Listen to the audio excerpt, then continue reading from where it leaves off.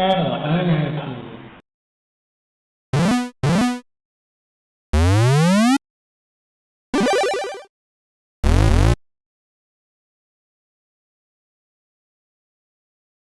You know, I was never really that big of a fan of the He-Man stuff. Like, I mean, I did watch it back when I was a kid in the 80s and 90s, but, well, actually more so the 80s than the 90s. But the thing is I never really got into it.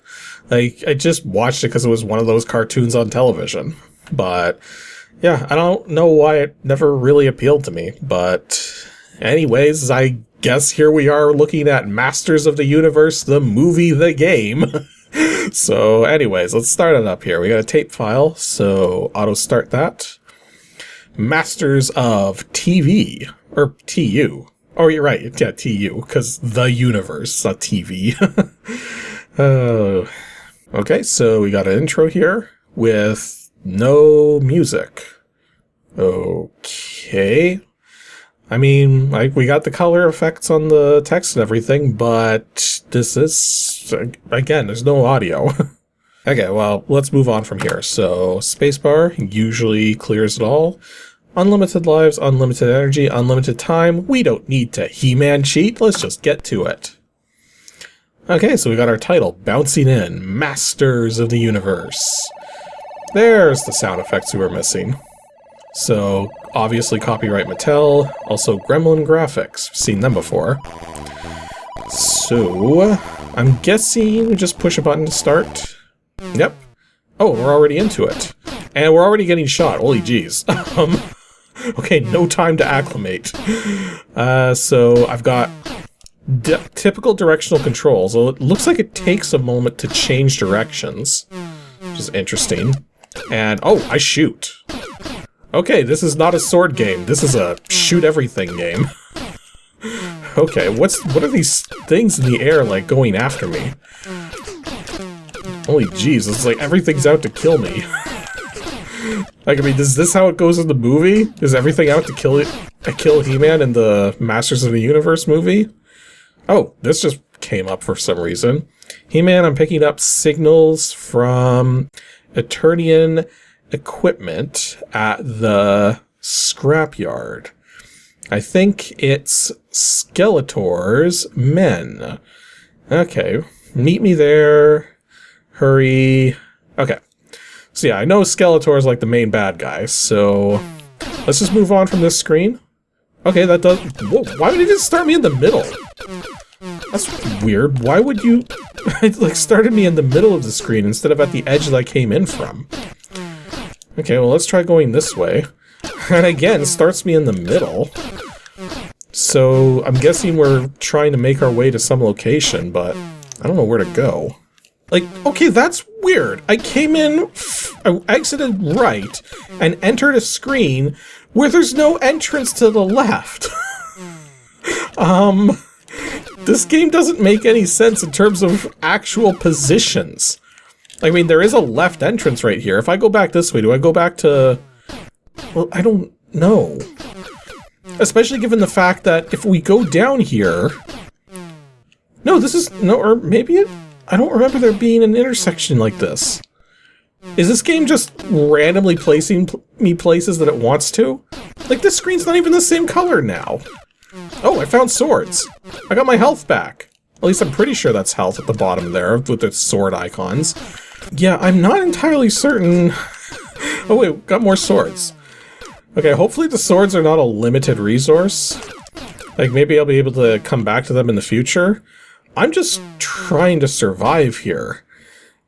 Like, if I keep going to the right, am I gonna actually end up going anywhere useful?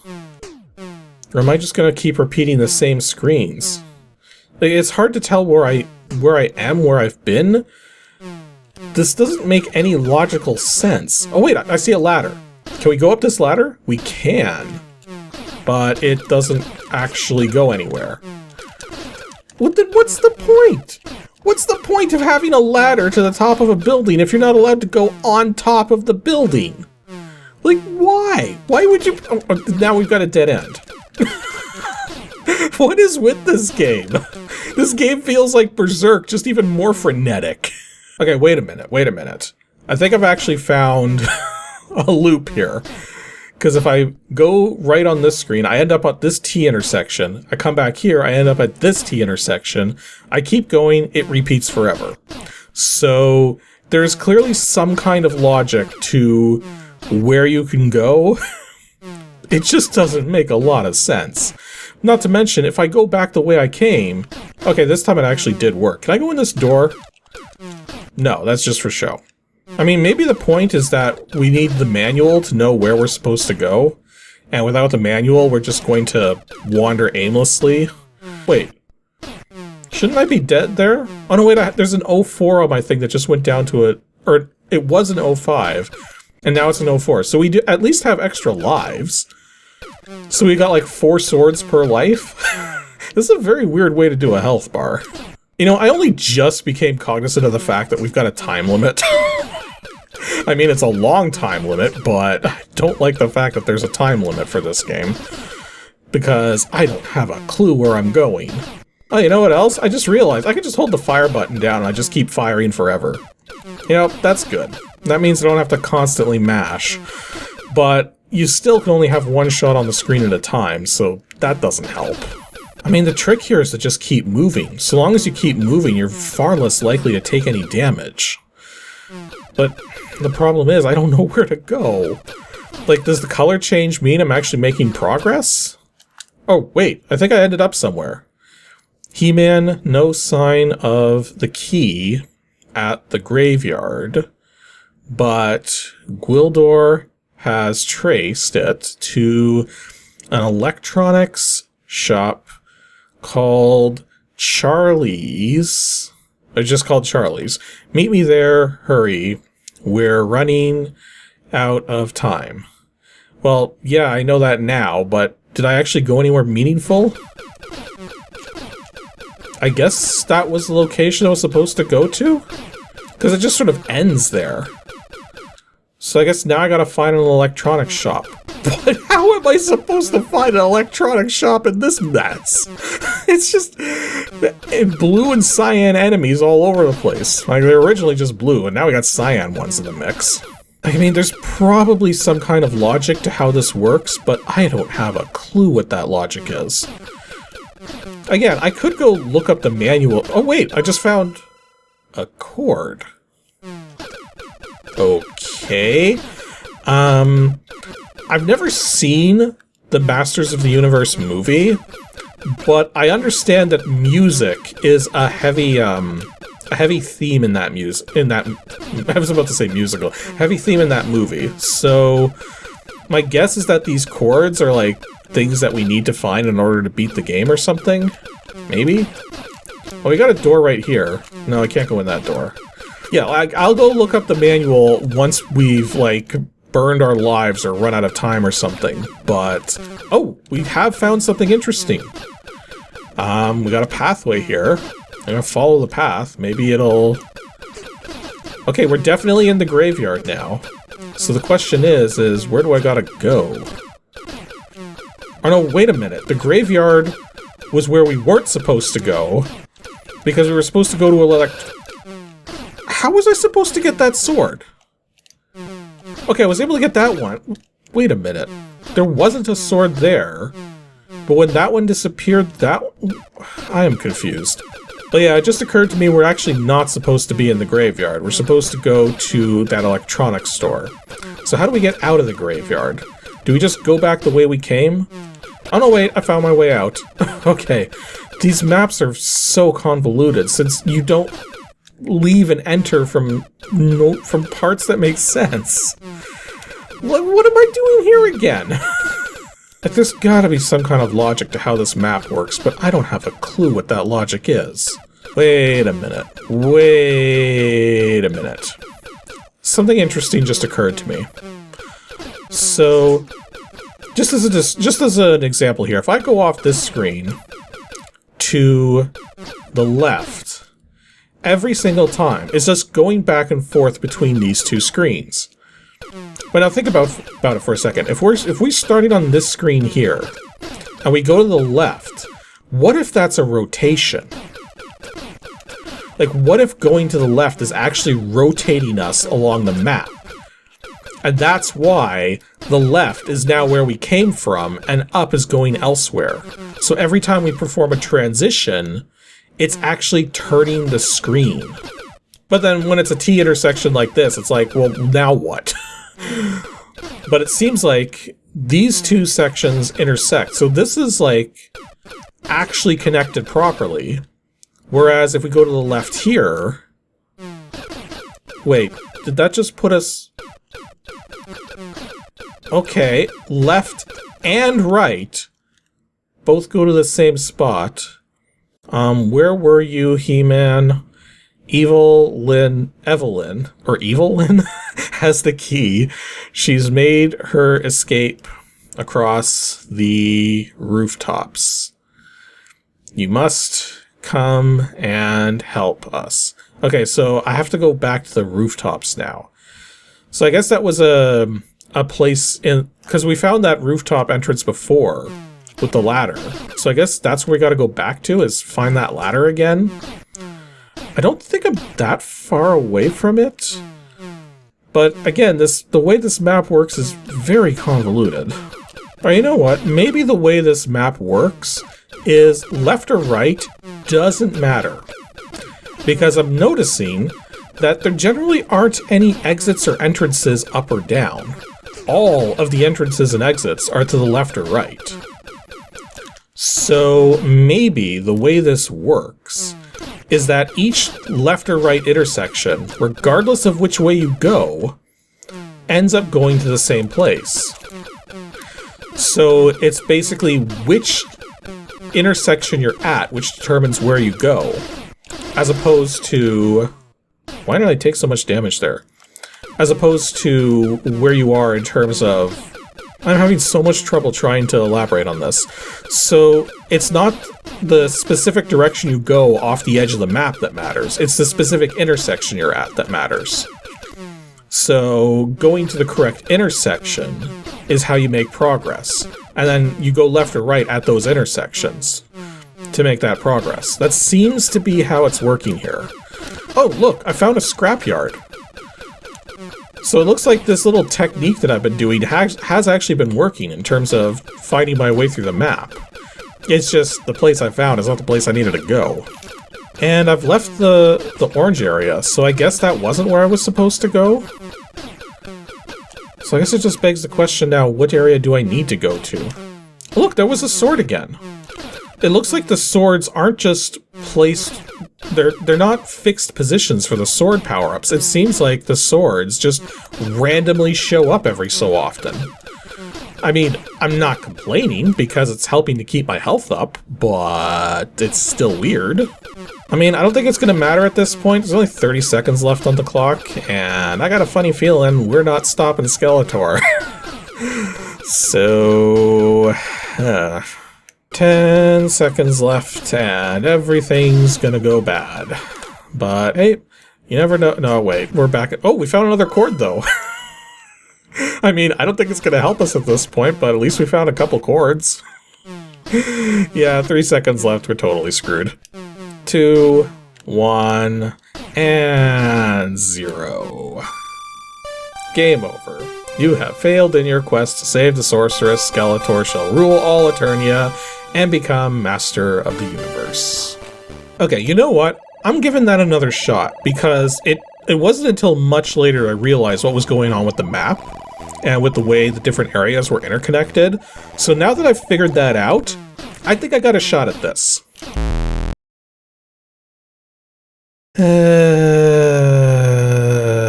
You know what? I should have tried pressing some of the keys on the keyboard. Because I went to go look up a manual and found out that there's a map in the game. And all you have to do is press spacebar. Oh, I feel kind of dumb. But actually, well, let me rephrase that. Because I played through quite a bit without the map, as it's so eloquently put on this screen here. So it kind of goes to show that this game is very doable without the map. But just to show that I'm not crazy in terms of how this is working, if I go back to the game here and go through this intersection here, I was actually at the start of the game again. So now it shows the position that I've moved to here.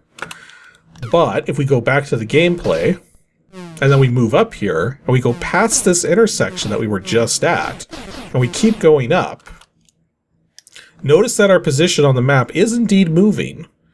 But then you remember that we don't have any upward changes in the screen. It's only sideways changes, right?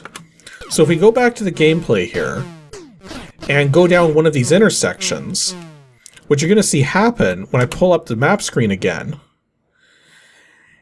is that I'm still at that intersection for some reason.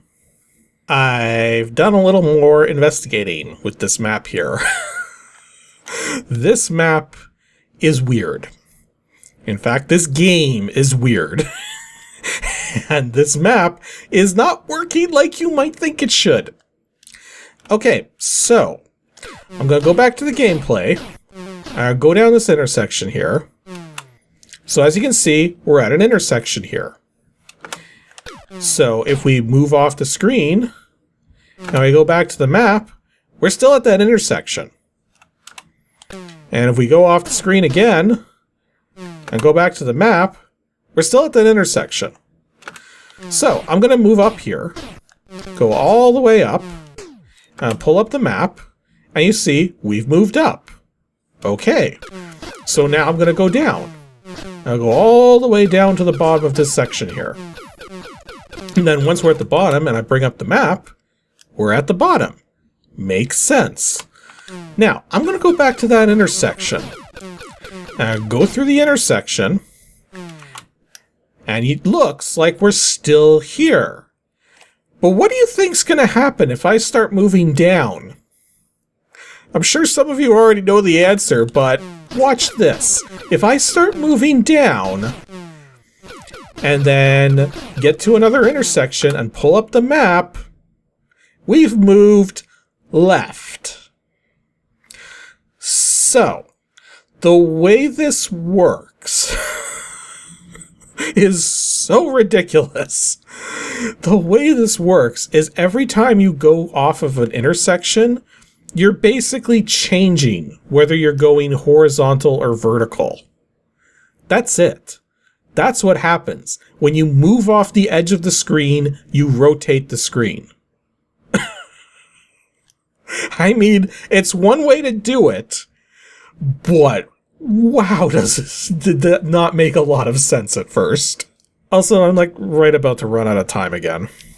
So I guess we'll just let that happen. Because I've already been at this for almost an hour. I'm not sure if I want to play a whole other round of it. And you have failed in your quest to save the sorceress one more time. Okay, so that was Masters of the Universe, and to be quite frank, I don't think I gave this as fair as a shot as I could have, just by nature of the fact that I didn't know that there was that map going on. And I didn't find out until way late into my recording here. Again, I've been recording for about an hour. So, here's what I'm going to do. And this is not something I would normally do. But because I feel I can give this game a better chance, I'm going to put this game into the voting pool for next week, or for the next No Nostalgia Retro Gaming video again. So, the 4 votes you're going to see, instead of the mystery vote, it's going to be this game again. And then the next 3 games that were going to show up in the polling order. So that way, if you all want to see the game, see me give a more proper shot to this game, now that I know that the map system is in there and how the map is working, because, jeez, that was convoluted, then feel free to vote for that, and we'll give it a second shot. If you would rather I just moved on, then just vote for a different game. And that's how it's going to work for the next No Nostalgia Retro Gaming video. But in case we don't end up looking at it a second time, this game definitely isn't as bad as I was expecting it to be, just by nature of how frantic the gameplay is. Not to mention, it doesn't feel like you really have a lot of effect because everything is so random in terms of the enemies. It's just, it doesn't really feel like you're making the kind of progress you would want to make. But at the same time, the game is just giving you health power-ups all over the place, even though it's totally random when it drops them. And at the same time, you got plenty of life and plenty of lives, and if you keep moving, you don't really take a lot of damage. So it seems like the game should be survivable. Like, this feels like something I could definitely beat with a good shot at it now that I know about the map screen. So yeah, send in your votes for the next episode, and maybe we'll return to this, maybe we won't. But if we don't, it seems like a fair enough game.